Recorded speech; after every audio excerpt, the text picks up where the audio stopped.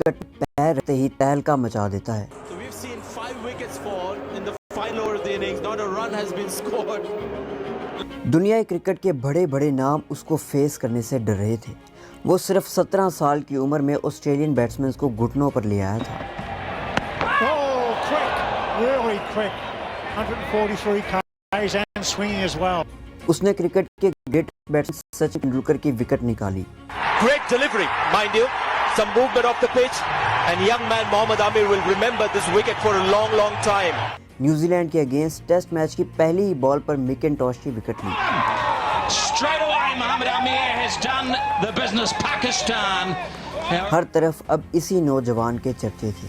हर cricket expert यही कह रहा था कि इस जैसा बॉलर क्रिकेट की हिस्ट्री में कभी कभी ही पैदा होता है। कि मोहम्मद आमिर जो बैन किया, मैंने सारी दुनिया में 21 साल क्रिकेट की, मैंने इतना टैलेंटेड यंग क्रिकेटर देखा ही नहीं कभी अपने 21 साल के करियर में। ये महज मोहम्मद आमिर के कैरियर की शुरुआत थी और वो अपने कैरियर की शुरुआत में ही बुलंदियों को छू चुका था। 2009 में डेब्यू करने वाले मोहम्मद आमिर के साथ सिर्फ एक साल बाद 2010 में कुछ ऐसा होता है जिस पर यकीन करना भी मुश्किल था। 26 अगस्त 2010 पाकिस्तान टीम इंग्लैंड के टूर पर अपना चौथा टेस्ट खेलने के लिए उतरी। कप्तान सलमान बट ने 18 साल आमिर को गेंद पकड़ाई और उसके बाद जो हुआ उस पर वहां मौजूद कमेंटेटर्स भी यकीन नहीं कर पा रहे थे।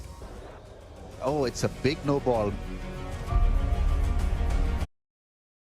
अब ऑर्डर्स आएंगे ज्यादा क्योंकि एक मैच में सेंचुरी कर देते हैं तो उस पर $100 लगाने वाले पर्सन को रिटर्न में $1000 तक मिल सकते हैं, क्योंकि इस चीज़ की प्रोबेबिलिटी बहुत ही ज़्यादा कम है। यानी अगर आसान लफ्ज़ों में समझें तो जितनी कम प्रोबेबिलिटी उतना ही ज़्यादा रिटर्नेबल। आमिर के केस में भी कुछ ऐसा ही था।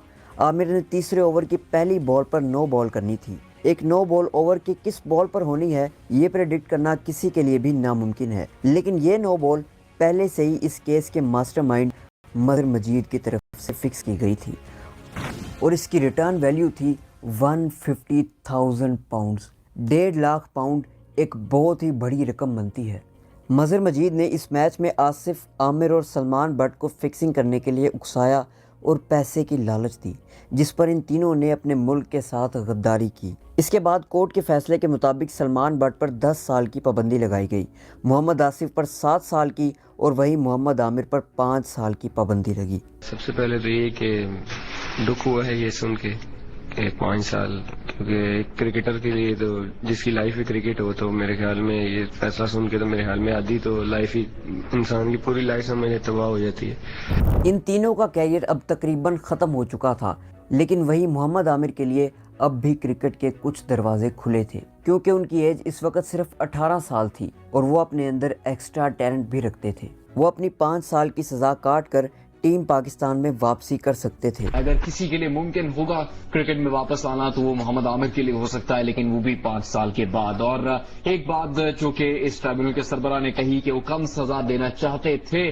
शायद मोहम्मद आमिर को, लेकिन कानून ने उसकी इजाजत ही नहीं दी। मोहम्मद आमिर की जिंदगी इस वक्त बहुत ही ज्यादा मुश्किल मराहिल से गुजर रही थी। इतनी सी मुख्तसर जिंदगी में क्या कुछ देखा? मेरे ख्याल में देखा बहुत कुछ देखा, लेकिन आज जो देखा वो कभी नहीं देखा था। अपने